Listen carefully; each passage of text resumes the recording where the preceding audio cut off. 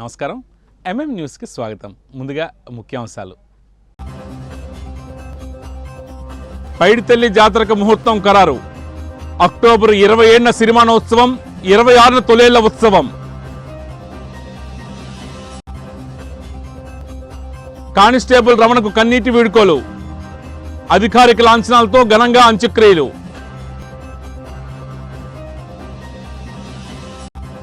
ప్రజా సమస్యల పరిష్కారమే ప్రభుత్వ ప్రథమ ప్రాధాన్యత. పీజీఆర్ఎస్లో రెవెన్యూ 211 వింతలు, 106 రెవెన్యూ సమస్యలే. జిల్లా కలెక్టర్ రామ్ సుందర్ రెడ్డి. ఉత్తరాంధ్ర గెలవేల్పు శ్రీ పైడితల్లమ్మవారి జాతర మహోత్సవాలకు సంబంధించిన తేదీలను ఆలయ సహాయక కమిషనర్ శిరీష, ధర్మకర్తల మండలి సభ్యులు ఈరోజు ప్రకటించారు. ఆలయ కార్యాలయంలో నిర్వహించిన పాత్రికేయుల సమావేశంలో శిరీష మాట్లాడుతూ అక్టోబర్ 1 నుంచి నవంబర్ 11వ తేదీ వరకు నెల రోజుల పాటు వివిధ ఆధ్యాత్మిక, సాంస్కృతిక కార్యక్రమాలు నిర్వహిస్తున్నట్లు తెలియజేశారు. జాతరలో భాగంగా అక్టోబర్ 1వ తేదీన మండల దీక్ష ప్రారంభం, అదే రోజు ఉదయం 8 గంటలకు దీక్ష ప్రారంభ కార్యక్రమం, 9 గంటల 30 నిమిషాలకు చదురుగుడి వద్ద, 11 గంటలకు వనంగుడి వద్ద పందిరాట కార్యక్రమాలు నిర్వహిస్తామని పేర్కొన్నారు. అలాగే అక్టోబర్ 22వ తేదీన అష్టమి సందర్భంగా అర్ధమండల దీక్ష ప్రారంభమవుతుందని తెలియజేశారు. అక్టోబర్ 26న తొలేళ్ల ఉత్సవం, అక్టోబర్ 27న సిరిమానోత్సవం, నవంబర్ 3వ తేదీన తెప్పోత్సవం, నవంబర్ 7న కలశజ్యోతి ఊరేగింపు, నవంబర్ 10వ తేదీన ఉయ్యాల కంబాల ఉత్సవం నిర్వహిస్తున్నట్లు వివరించారు. నవంబర్ 11వ తేదీన చండీ హోమం, పూర్ణాహుతి, మండల దీక్ష విరమణ కార్యక్రమాలతో జాతర మహోత్సవాలు ముగుస్తాయని తెలియజేశారు. జాతర సందర్భంగా భక్తులు పెద్ద సంఖ్యలో తరలివచ్చే అవకాశం ఉన్నందున వారికి ఎటువంటి అసౌకర్యాలు కలగకుండా అన్ని ఏర్పాట్లు చేపట్టనున్నట్లు శిరీష తెలియజేశారు. భక్తులు అధిక సంఖ్యలో పాల్గొని అమ్మవారి కృపకు పాత్రలు కావాలని కోరారు.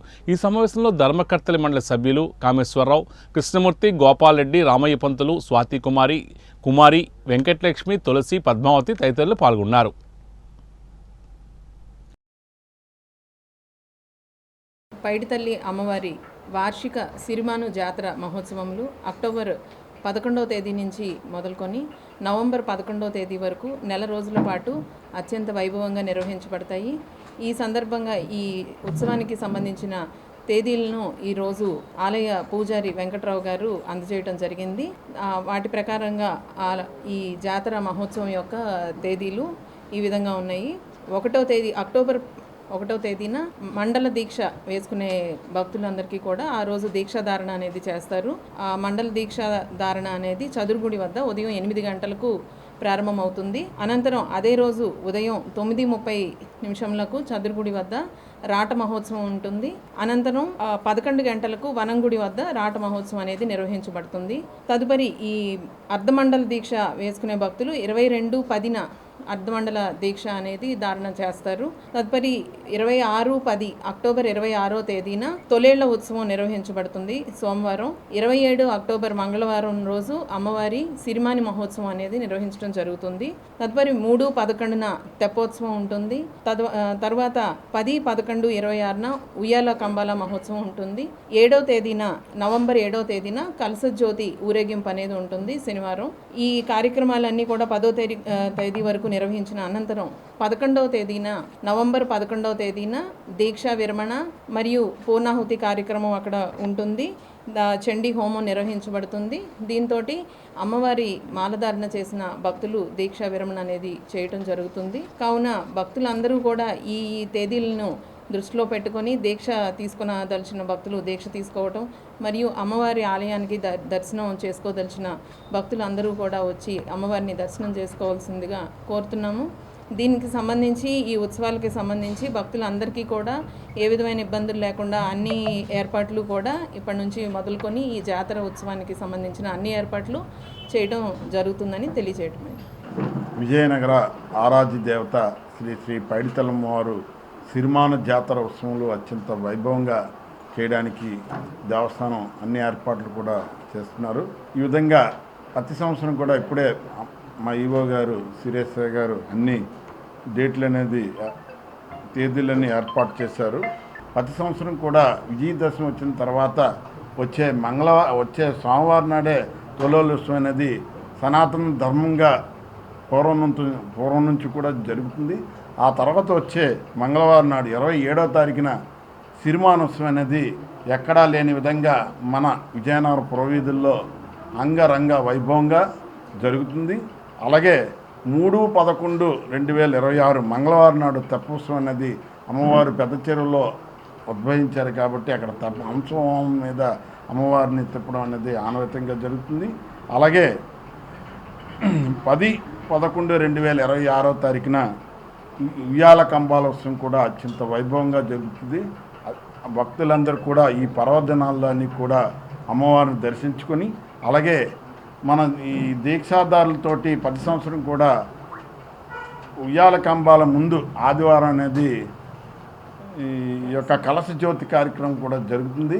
అయితే ఈ ఆదివారం నాడు ఆ 8వ తారీఖున ఈ దీపావళి అమావాస్య పడడం వల్ల అది 7/11/26 తారీఖున కలశ జ్యోతి ఊరేగింపు కార్యక్రమం అనేది ఏర్పాటైంది. అలాగే ఈ దీక్షలు అనంతరం 41 రోజు దీక్ష చూపిన తర్వాత 11/11/2026 బుధవారం నాడు చండీవామం పూర్ణావతితోటి అక్కడి వరకు ఈ కార్యక్రమాలన్నీ కూడా సమర్పమవుతాయి. భక్తులందరూ కూడా అమ్మవారిని దర్శించుకొని ఆరోగ్యాలు అష్టైశ్వర్యాలు పొందుతారని మీ ద్వారా తెలియజేస్తున్నాం. పూసపట్రేగ మండలానికి చెందిన విశాలాంధ్ర విలేకరి గోవింద్పై జనసేన నాయకుడు దాడి చేశారని ఆరోపిస్తూ వామపక్ష పార్టీలు జర్నలిస్ట్ సంఘాలు నిరసన చేపట్టాయి. దాడి జరిగి 5 రోజులు గడిచినా బాధిత విలేకరికి న్యాయం జరగలేదని ఆరోపిస్తూ సోమవారం బాలాజీ జంక్షన్లో ఆందోళన కార్యక్రమాన్ని నిర్వహించారు. వామపక్ష నాయకులు, కార్యకర్తలు, జర్నలిస్ట్ సంఘాల ప్రతినిధులు నిరసనలో పాల్గొని దాడిని ఖండించారు. గోవింద్పై దాడికి పాల్పడిన వారిపై వెంటనే చట్టపరమైన చర్యలు తీసుకోవాలని డిమాండ్ చేశారు. జర్నలిస్టులకు రక్షణ కల్పించాలని, బాధితులకు న్యాయం చేయాలని కోరారు.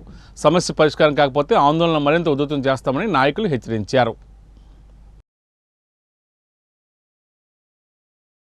విశాలాంధ్ర విలేకరు పూసపట్రేగ పి గోవింద్ మీద అక్కడ దాడి చేస్తే ఈరోజు వరకు పోలీస్ యంత్రాంగం కానీ ఇక్కడ ఉన్నటువంటి అధికార పార్టీ నాయకులు కానీ ఏ ఒక్కరు స్పందించలేదు.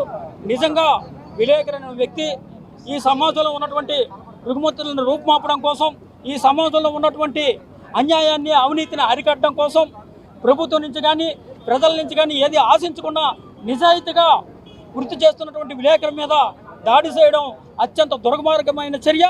ఎప్పటికైనా పోలీసు యంత్రాంగం స్పందించి అతని పైన చట్టపరమైన చర్యలు తీసుకోవాలి, తక్షణమే అరెస్ట్ చేయాలి.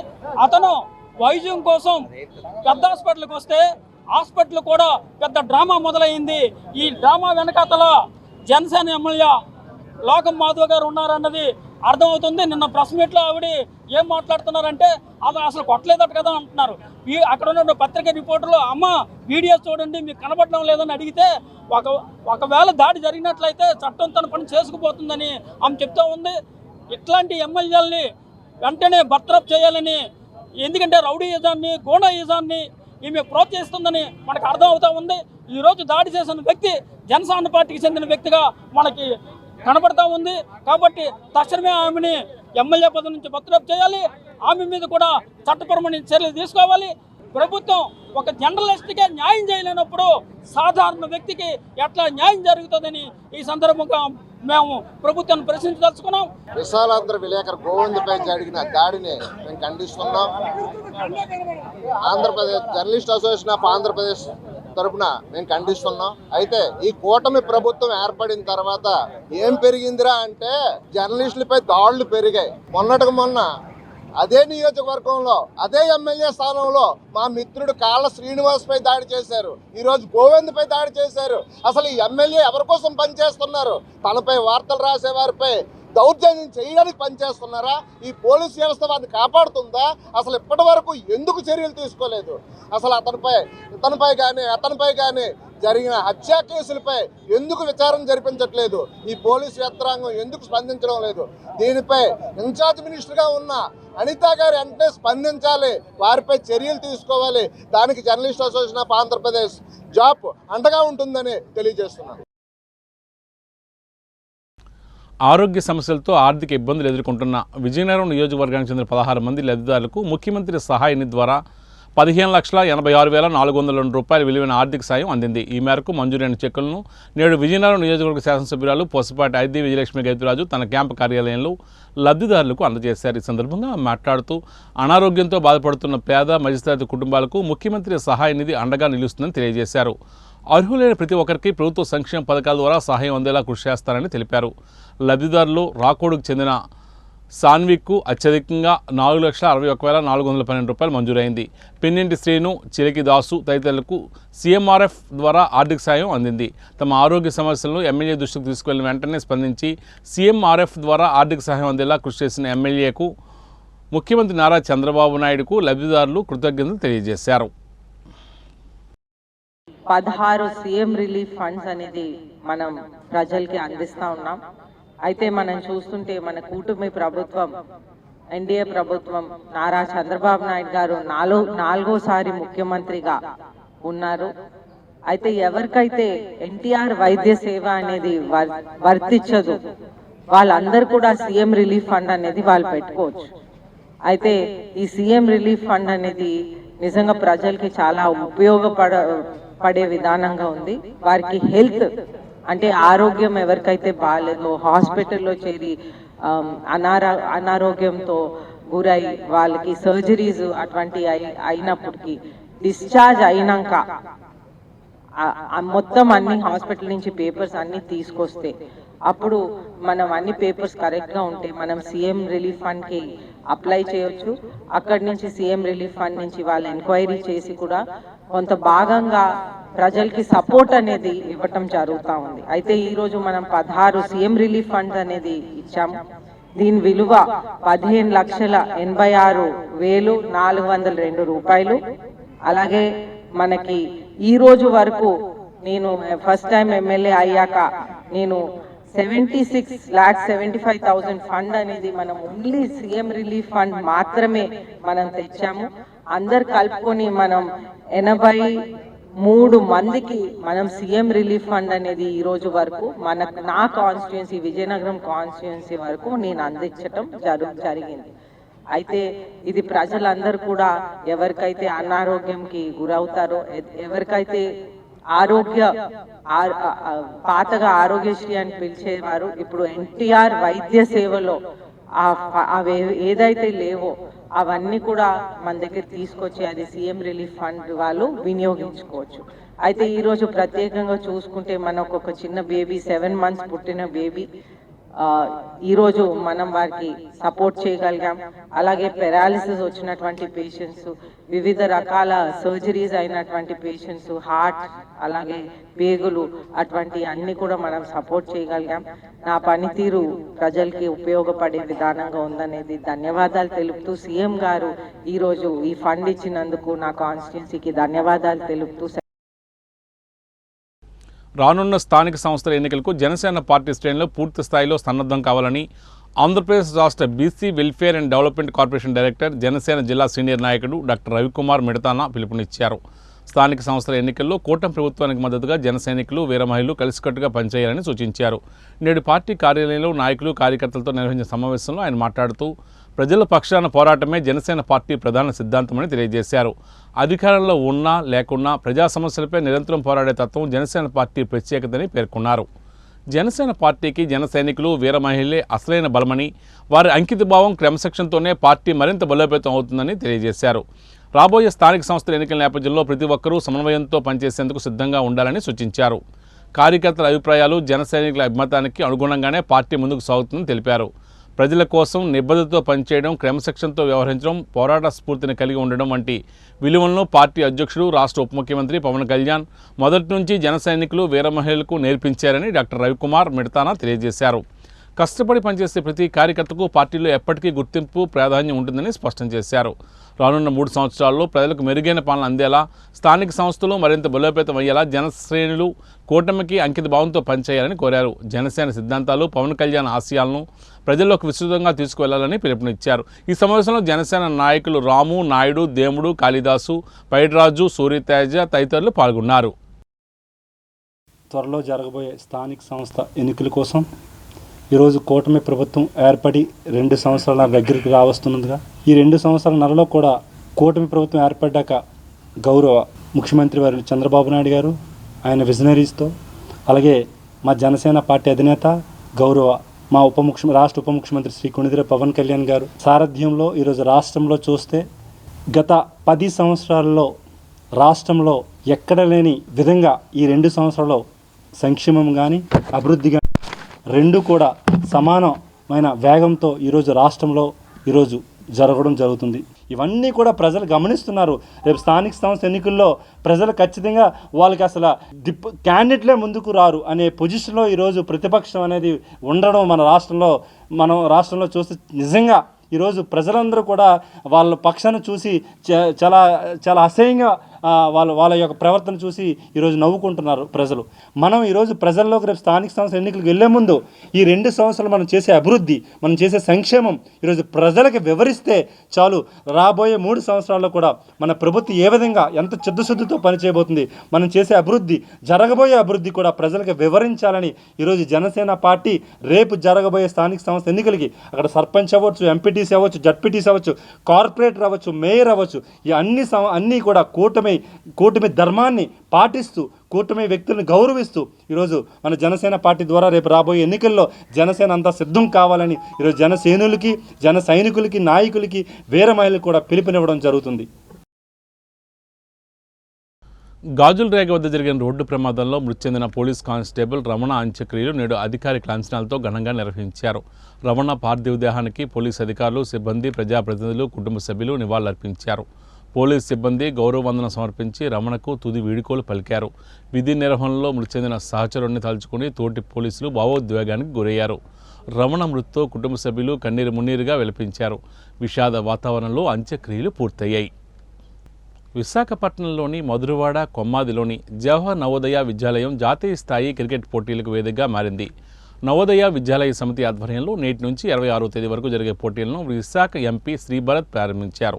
దేశవ్యాప్తంగా 10 రాష్ట్రాల నుంచి 560 మంది క్రీడాకారులు ఈ పోటీల్లో పాల్గొంటున్నారు. తొలుత విద్యార్థులు గౌరవ వందనం స్వీకరించిన ఎంపీ అనంతరం జాతీయ జెండా, క్రీడా జెండాలను ఆవిష్కరించారు. క్రీడా జ్యోతి వెలిగించి జాతీయ క్రికెట్ పోటీలను అధికారికంగా ప్రారంభించారు. అనంతరం వారు మాట్లాడుతూ విద్యార్థులు చదువుతో పాటు క్రీడలకు కూడా సమయం కేటాయించడం వల్ల వారికి మానసిక స్థైర్యం పెంపొందడంతో పాటు నైపుణ్యం వెలుగులోకి వస్తుందని పేర్కొన్నారు. క్రీడాకారులందరూ క్రీడా స్ఫూర్తితో పోటీల్లో పాల్గొని విజయవంతం చేయాలని పిలుపునిచ్చారు. దేశంలో వివిధ ప్రదేశాల్లో ఈ క్రీడలు నిర్వహిస్తున్నామని, ఈ క్రీడల్లో మెరుగ్గా రాణించిన క్రీడాకారులను జాతీయ క్రీడలకు ప్రాతినిధ్యం వహించడానికి ఎంపిక చేస్తామని తెలిపారు. ఈ పోటీల్లో దేశవ్యాప్తంగా 10 రాష్ట్రాల నుంచి 560 మంది క్రీడాకారులు పాల్గొంటున్నారు. ఈ నెల 24 నుంచి 26వ తేదీ వరకు 3 రోజుల పాటు జాతీయ స్థాయి క్రికెట్ పోటీలు కొనసాగనున్నాయి. కార్యక్రమంలో విశాఖ జిల్లా కలెక్టర్ అభిషేక్ కిషోర్, నవోదయ విద్యాలయ సమితి హైదరాబాద్ డిప్యూటీ కమిషనర్ చక్రపాణి, కొమ్మాది జవహర్ నవోదయ విద్యాలయ ప్రిన్సిపల్తో పాటు ఉపాధ్యాయులు, సిబ్బంది పాల్గొన్నారు. జాతీయ స్థాయి పోటీలకు ఆతిథ్యం ఇస్తున్నందుకు విద్యాలయ ప్రాంగణంలోనే క్రీడా సందడి నెలకొంది. Out of that, 120 are our girls. So these 10 contingents represent the whole of India, right from Arunachal to Trivandrum, Kashmir to Trivandrum. So from 660 JNVs, the best players are selected at cluster level, that is state level in our terms.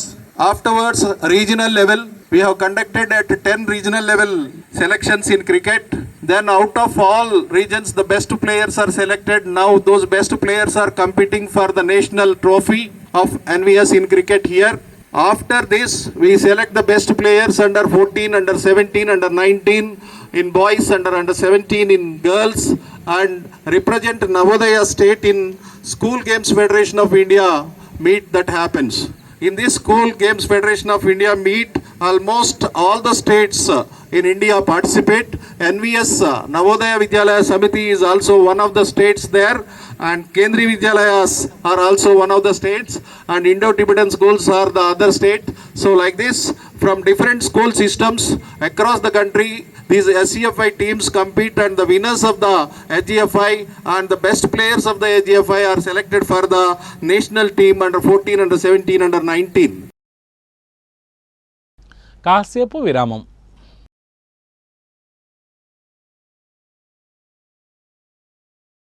అందమంటేనే ఆడవాళ్ళు, మరి మన ఆడవాళ్ళకి మరింత అందం చేకూర్చేది బంగారం. బంగారం కొనడం సులభమే, కానీ నాణ్యమైన బంగారం కొనడం అంత ఈజీ కాదు. సంప్రదాయమైన కలెక్షన్స్, నాణ్యమైన ఆభరణాలు, సామాన్యుడికి కూడా అందుబాటైన ధరలు, నమ్మకమైన పేరు, అది మన ధనలక్ష్మి జ్యువెలర్స్. మా బామ్మ ఎప్పుడు చెప్పేది, ఒక్కసారి ధనలక్ష్మి జ్యువెలర్స్ లో బంగారం కొంటే మళ్ళీ మళ్ళీ కొంటూ ఉంటామని. ధనలక్ష్మి జ్యువెలర్స్, డాబా తోట, MG రోడ్, విజయనగరం. సా స స స సరి గరి గమ పని సా నిరిస నిరిస నిరిస నీద మా గరి సరి గమ అమ్మాయికి తన సొగసే ఆనందం మన మనసే దోచేనే తన అందం అందానికి ప్రతిరూపం ఆభరణం ఆభరణం అసలు రూపం Govinda jewelleries Govinda jewelleries Govinda jewelleries Govinda jewelleries సాంప్రదాయ స్వర్ణాభరణాలకు పుట్టినిల్లు మా Govinda jewelleries. Govinda jewelleries, MG road, Vizianagaram.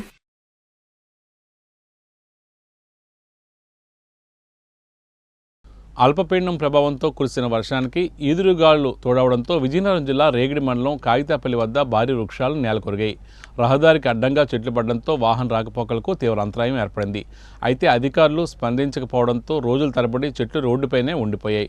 దీంతో భాగ్యమ్మపేటకు చెందిన కొంతమంది యువత సామాజిక బాధ్యతతో ముందుకు వచ్చి చెట్లను తొలగించి రహదారిని పునరుద్ధరించారు. చెట్లు రహదారిపై పడడంతో వాహన రాకపోకలకు తీవ్ర అంతరాయం ఏర్పడడంతో సంబంధిత అధికారులు స్పందించకపోవడంతో రోజుల తరబడి భారీ వృక్షాలు రోడ్డుపైనే దర్శనమిచ్చాయి. దీంతో అటుగా ప్రయాణించే వాహనదారులు తీవ్ర ఇబ్బందులు ఎదుర్కొంటున్నారు.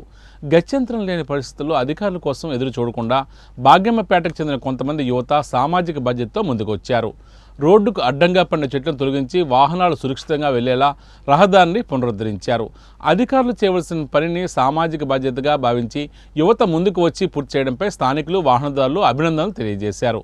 యువత చూపించిన చైతన్యం అందరికీ ఆదర్శంగా నిలుస్తుందని ప్రశంసించారు.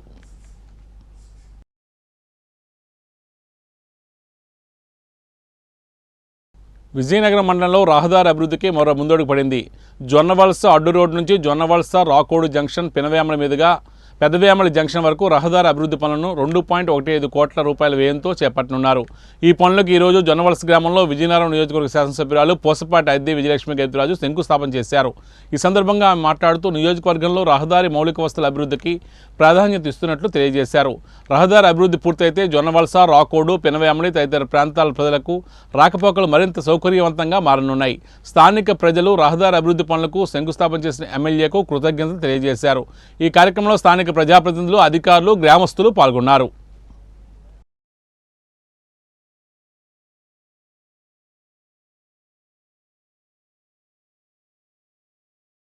ఈరోజు మనకు ఒక రోడ్ స్ట్రెంథనింగ్ అనేది మన మండలం పరిధిలో చేయటం జరుగుతూ ఉంది. అయితే మనం చూస్తుంటే ఇప్పుడు ఇక్కడ మనం జొన్నవలసలో ఉన్నాం. సో జొన్నవలస నుంచి పినవేమిలి రాకోడు ద్వారా ఆ రోడ్ అనేది పెద్దవేమిలి వరకు తీసుకువెళ్తూ ఉంటాం. అయితే ఈరోజు రోడ్డు చాలా సంవత్సరాల నుంచి స్ట్రెంథనింగ్ అవసరం పడింది. అయితే ఇప్పుడు మనం ముఖ్యమంత్రి వర్యులు నారా చంద్రబాబు నాయుడు గారి ఆధ్వర్యంలో, అలాగే మనకి పంచాయతీరాజ్ మినిస్టర్ పవన్ కళ్యాణ్ గారి ఆధ్వర్యంలో, ఆర్ఎండ్బి మినిస్టర్ బీసీ జనార్దన్ గారి ఆధ్వర్యంలో ఈ రోడ్ అనేది మనం వేయటం జరుగుతూ ఉంది. సో అందరికీ నా ధన్యవాదాలు. ఎన్నో సంవత్సరాల తర్వాత ఈ రోడ్డు వచ్చింది. అయితే ప్రజలకి ఒక మంచి సౌకర్యం అనేది వచ్చిందని సంతోషపడుతూ నేను వాళ్ళ పని కోసం నేను ఉపయోగపడే విధానంగా వాళ్ళ కోసం పనిచేస్తున్నానని. ఈ రోడ్ అనేది 2,15,00,000 ఎస్టిమేట్తో ఉన్నది. అదేవిధంగా మనం చూస్తుంటే ఒక 8 కిలోమీటర్లు వస్తూ ఉంది. అయితే ఈ అద్భుతమైన అవకాశం మనం ప్రజలకు అందరికి ఇచ్చాం. ఇది ప్రత్యేకంగా ఒక ఆర్ఎండ్బి రోడ్ అనేది ముఖ్యంగా తెలియజేస్తూ సెలవు తీసుకుంటాం.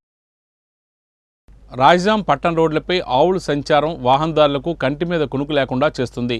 రాత్రి సమయాల్లో రహదారులపై ఆవుల మోకలు అడ్డంగా నిలుస్తూ ఉండడంతో వాహనదారులు ప్రమాదాలకు గురవుతున్నారు. తాజాగా కొండంపేటకు చెందిన లంకలపల్లి శ్రీనివాసరావు ఆవుల కారణంగా ప్రమాదానికి గురై తీవ్రంగా గాయపడ్డారు.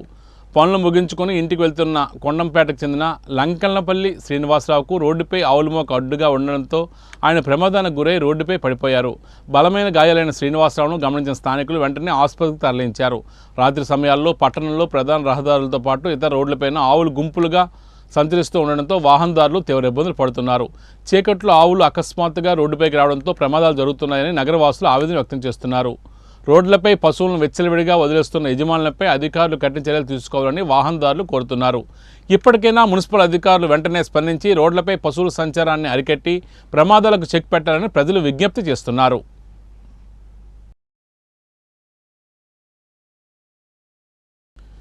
ఈ నెల 29వ తేదీన తెలుగు భాషా దినోత్సవాన్ని పురస్కరించుకొని వాగ్దేవి సమారాధన తెలుగు భాష పరిరక్షణ సమితి ఆధ్వర్యంలో కవులు మేధావులను ఘనంగా సత్కరిస్తున్నట్లు నిర్వాహకులు తెలియజేశారు. ఇందులో భాగంగా సమితి అధ్యక్షుడు సముద్రాల గురుప్రసాద్ను తెలుగు భాష యశోభూషణ బిరుదుతో సత్కరిస్తున్నట్లు వెల్లడించారు. నేడు గురజాడ అప్పారావు నివాసంలో ఏర్పాటు చేసిన విలేకరుల సమావేశంలో నిర్వాహకులు మాట్లాడుతూ తెలుగు భాషా పరిరక్షణ అభివృద్ధికి కృషి చేస్తున్న ప్రముఖులకు గుర్తించి గౌరవించడం తమ లక్ష్యమని తెలియజేశారు. తెలుగు భాషా దినోత్సవాన్ని పురస్కరించుకుని ప్రత్యేక కార్యక్రమాలు నిర్వహిస్తున్నట్లు తెలిపారు. తెలుగు భాష ఔన్నత్యాన్ని కాపాడేందుకు ప్రతి ఒక్కరూ కృషి చేయాలని పిలుపునిచ్చారు.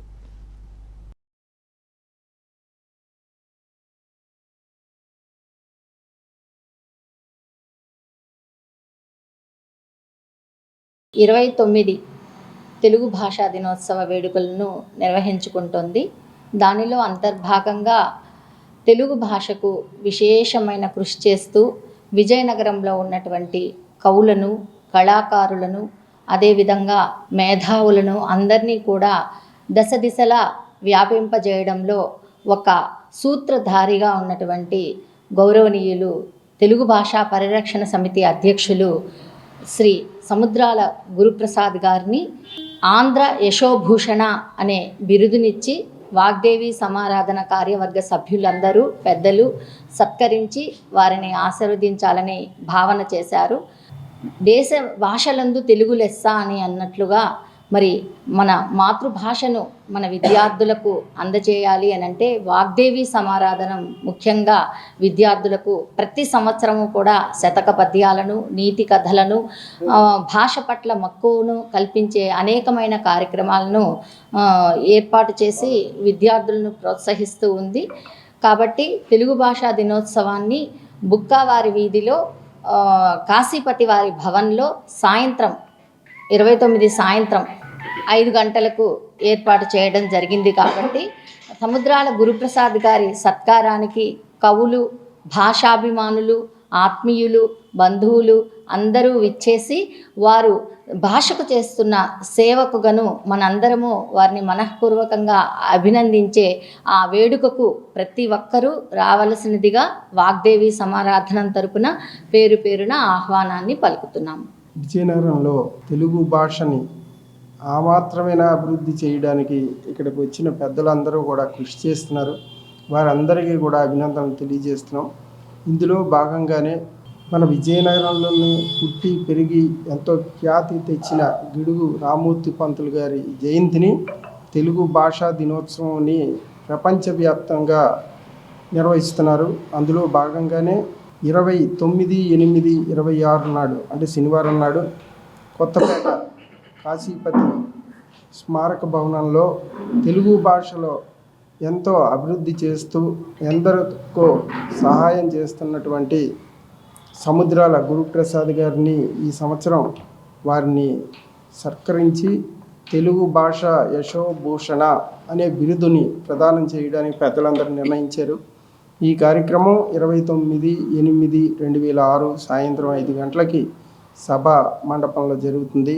అది ఐల సోమయాజుల కాశీపతి సోమయాజుల స్మారక భవనం కొత్తపేట నీళ్ళ ట్యాంక్ దగ్గర ఉంది. అక్కడికి సాయంత్రం 5 గంటలకి అందరూ వచ్చి తెలుగు భాషను అభివృద్ధి చేసి అలాగే వారు ఇచ్చే సందేశాన్ని విని ఇంకా అభివృద్ధి చేయాలని మనస్ఫూర్తి కోరుకుంటున్నాం. ప్రజా సమస్యలను సత్వరం పరిష్కరించడమే ప్రభుత్వ ప్రధాన లక్ష్యమని జిల్లా కలెక్టర్ రామ్ సుందర్రెడ్డి తెలియజేశారు. నేడు కలెక్టరేట్ ఆడిటోరియంలో నిర్వహించిన పీజీఆర్ఎస్ రెవెన్యూ క్లినిక్లో మొత్తం 211 వింతలు స్వీకరించారు. వీటిలో 106 వింతలు రెవెన్యూ శాఖకు సంబంధించినవిగా ఉన్నాయి.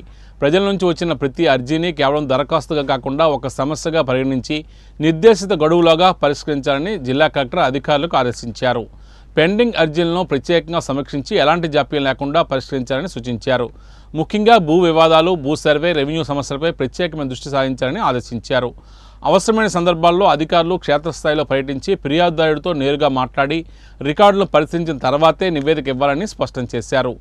అర్జీదారుడితో మాట్లాడిన తేదీ, సమయాన్ని నివేదికలో తప్పనిసరిగా నమోదు చేయాలని సూచించారు. 1100 టోల్ ఫ్రీ సేవల ద్వారా వచ్చే వింతలను కూడా సత్వరం పరిష్కరించాలని ఆదేశించారు. ఈ కార్యక్రమంలో జాయింట్ కలెక్టర్ సేతు మాధవన్, వివిధ శాఖల అధికారులు పాల్గొన్నారు. దళిత గిరిజనులు ఎదుర్కొంటున్న సమస్యలను పరిష్కరించాలని, కుల వివక్షకు వ్యతిరేకంగా చర్యలు తీసుకోవాలని కుల వివక్ష వ్యతిరేక పోరాట సంఘం నాయకులు డిమాండ్ చేశారు. ఈరోజు జిల్లా కలెక్టరేట్ వద్ద ధర్నా నిర్వహించారు. దేశానికి స్వతంత్రం వచ్చి 79 సంవత్సరాలు పూర్తయి 80వ సంవత్సరంలో అడుగు పెట్టినప్పటికీ దళిత గిరిజనులపై వివక్షదాడులు, అత్యాచారాలు కొనసాగడం ఆందోళనకరమన్నారు. జిల్లాలో సామాజిక సంఘాల ఆధ్వర్యంలో చేపట్టిన ఈ కార్యక్రమంలో నాయకులు ఈ అంశాలను ప్రస్తావించారు. జిల్లాలో దళితులకు ప్రత్యేక వాటికలు లేకపోవడం, ఉన్న వాటికి కనీస మౌలిక వసతులు లేకపోవడం, దళిత గిరిజనుల దశాబ్ద కాలంగా సాగు చేస్తున్న భూములకు ప్రభుత్వం పట్టాలు మంజూరు చేయకపోవడం, ఇలాంటి సమస్యలను వారు ప్రస్తావించారు. చట్టాలు ఉన్నప్పటికీ వాటి అమల్లో నిర్లక్ష్యం కారణంగా దళితులు, గిరిజనులు ఇబ్బందులు ఎదుర్కొంటున్నారని పేర్కొన్నారు. గ్రామాల్లో దళితులపై దాడులు జరిగినప్పుడు అధికారులు సకాలంలో స్పందించడం లేదని ఆరోపిస్తున్నారు. ఎస్సీ, ఎస్టీ అట్రాసిటీ చట్టాన్ని పటిష్టంగా అమలు చేయాలని, దళిత గిరిజనులకు రక్షణ కల్పించాలని కోరుతున్నారు. ఉచితంగా సాగు చేస్తున్న భూములకు హక్కులు కల్పించాలని, పెండింగ్లో ఉన్న భూ సమస్యలను పరీక్షించాలని డిమాండ్ చేస్తున్నారు. దళిత గిరిజన విద్యార్థులకు నాణ్యమైన విద్య అందించడంతో పాటు సంక్షేమ పథకాలను సమర్థవంతంగా అమలు చేయాలని డిమాండ్ చేశారు. ఈ కార్యక్రమంలో సిఐటియు రాష్ట్ర అధ్యక్షులు నరసింగరావు, కేవీపీఎస్ జిల్లా కార్యదర్శి రాకోటి ఆనంద్, కేవీపీఎస్ జిల్లా ఉపాధ్యక్షుడు టి సునారాయణ తదితరులు పాల్గొన్నారు. 80 గ్రామాల్లో ఈ అధ్యయనం జరిగింది. అలాగే అనేక సమస్యలు ఈ సందర్భంగా మా దృష్టికి వచ్చాయి. ఇవన్నీ కూడా చాలా ఈ రోజుల్లో కూడా స్వతంత్రం వచ్చి ఇన్నేళ్ళైనా ఈ రోజుకి దళితుల పట్ల వివక్షత కొనసాగుతుంది. 2 గ్లాసుల పద్ధతి కొనసాగుతుంది. అనేక చోట్ల బిట్లా మామిడిపల్లి ఉంది, రామభద్రపురం, అక్కడ దళితులు సాగు చేసుకున్న భూముల మీదకి రైతులు దౌర్జన్యం చేసి మొత్తం కంచెలేసేస్తే ఈ రోజుకి అక్కడ అధికారులు కానీ యంత్రాంగాన్ని పట్టించుకునే పరిస్థితి లేదు. ఇప్పుడు సారిపల్లిలో దళితులు ఆ భూములు అక్కడ తీవ్రమైన ఏం జరుగుతుంది. వాళ్ళు ఎన్నిసార్లు మొరపెట్టుకున్నా వాళ్ళు పట్టించుకోవడం లేదు. ఈ రకంగా చూస్తే మెంటాడు మండలంలో మొత్తం మండలం అంతా దాదాపు 20 గ్రామాల్లో దళితులు ఉన్నారు. వాళ్ళకి శ్మశానాలు లేవు, పోడి పట్టాలు లేవు, భూములు లేవు, ఏమి లేవు, గిరిజనులు ఉన్నారు. కానీ వీళ్ళందరి సమస్యలు పదే ఈ కలెక్టర్ గారి దృష్టికి, అధికారుల దృష్టికి తీసుకెళ్ళినప్పటికీ పట్టించుకోవడం లేదు. అందుకని ఈవేళ ప్రభుత్వం కళ్ళు తెరిచి ఏదైతే సామాజిక న్యాయం కోసం మేము ఉన్నాము, సామాజిక న్యాయం కల్పిస్తాము, అందరికీ న్యాయం చేస్తామని ప్రభుత్వాలు చెప్తున్నాయి తప్ప ఈరోజు మా సమస్య చూస్తే కోకాలు జిల్లా వ్యాప్తంగా అక్కడ బొబ్బిల దగ్గర నుండి ఇటు రాజాం దగ్గర నుండి, రాజాంలో అయితే తాలాడ గ్రామంలో గిరిజనుడు హోటల్కి వెళ్తే, దళితుడు హోటల్కి వెళ్తే 2 గ్లాసులు పెట్టారు, టిఫిన్ ఏమో చేతిలో పెట్టారు. టిఫిన్ చేతిలో పెట్టడం ఏంటి, అది అడిగితే తిరిగి కొట్టారు. కొట్టిన తర్వాత పోలీసులు ఏం చేశారు, కొట్టిన వాళ్ళు, వివక్షత పాటించిన వాళ్ళు, టిఫిన్ పెట్టలేని వాళ్ళు, వాళ్ళకేం పోలీసులు వదిలేసి ఎవరైతే దళితులు ఉన్నారో వాళ్ళకి రిమాండ్కి పంపించారు. మరి అంత దుర్మార్గం ఇది. ఎవరైతే హోటల్ యజమాని ఉంటే ఆది మీద కేసులు లేవు, ఎవరైతే దళితులు అడిగారో, ఎవరికైతే దళిత వివక్షత గురయ్యారో వాళ్ళకి 14 రోజులు రిమాండ్ పంపించారు. మొన్నటిదాకా జైల్లో ఉన్నారు. దాని మీద కేవీపీఎస్గా మేము ఎంత చెప్పినా మరి ఇది ఇంతే అని చెప్పేసి పద్ధతిలో ఉన్నారు తప్ప వాస్తవానికి మూలం ఏంటి, దేనివల్ల తగు వచ్చింది అనేది పట్టించుకోలేదు. ఆ రకంగా చూసినప్పుడు ఇప్పటికీ వివక్షత కొనసాగుతుంది. భూముల సమస్యలు పెండింగ్లు ఉన్నాయి. గిరిజనులకైతే పట్టప్పుడు ఎస్కోట్లో ఎప్పుడు నుండో పోరాటం జరుగుతుంది. వాళ్ళు ఎవరికి పోడి పట్టాలు ఇచ్చే పరిస్థితి లేదు. కాబట్టి వీళ్ళు నేను చెప్పిన గ్రామం 2 గ్రామాలు కాదు, మొత్తం జిల్లా వ్యాప్తంగా ఈ సమస్యలు ఉన్నాయి. సారిపేరుతో పాటు ఈ ఏరియా పాటు విజయనగరం టౌన్ కూడా, ఈ టౌన్లో ఉన్న దళితులు కూడా న్యాయం జరగడం లేదు. కాబట్టి ఈ టౌన్లో ఉన్న ఏ మూలున్నా మారుమూల ఉన్న గిరిజన ప్రాంతాలు మనం చూస్తున్నాం. చాలా వాటికి దళితులు, గిరిజనులు డోలీమాతలు, రోడ్లు లేవు. ఇటువంటివన్నీ మా దృష్టికి వచ్చినాయి. కాబట్టి ఈ సమస్యలన్నిటి మీద కూడా వీళ్ళు ప్రభుత్వం ఆలోచించకపోతే ఈ కార్యక్రమం ముందు పెద్ద ఎత్తున ఉద్యమిస్తాం, కలెక్టర్ గారికి తెలియజేస్తాం. ఈ సమస్యల మీద మెమరాండం ఇస్తున్నాం. కాబట్టి వెంటనే శ్మశానాలు, షెడ్లు, దారులు, ఇళ్ల స్థలాలు ఇవన్నీ కూడా ఉన్నాయి. ఈ పట్టా భూములు, పోడి పట్టా భూములు, ఇవన్నీ సమస్యలు ఉన్నాయి. ఇవన్నీ వివరంగా ఇంతకుముందు చెప్పాను, ఇప్పుడు కూడా తెలియజేస్తాం. ఈ సమస్యలు వారం 10 రోజుల్లోని పరిష్కారానికి ప్రభుత్వం ఆలోచించకపోతే పెద్ద ఎత్తున ఉద్యమిస్తామని చెప్పేసి ఈ పాలకులకి, ప్రభుత్వానికి హెచ్చరిస్తాం. ముఖ్యాంశాలు మరోసారి. పైడితల్లి జాతరకు ముహూర్తం ఖరారు. అక్టోబర్ 27న సిరిమానోత్సవం, 26న తొలేళ్ల ఉత్సవం. కానిస్టేబుల్ రమణకు కన్నీటి వీడుకోలు, అధికారిక లాంఛనాలతో ఘనంగా అంత్యక్రియలు.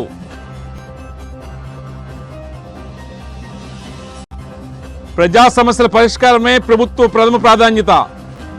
పీజీఆర్ఎస్ లో రెవెన్యూ 211 వింతలు, 106 రెవెన్యూ సమస్యలే. జిల్లా కలెక్టర్ రామ్ సుందర్ రెడ్డి.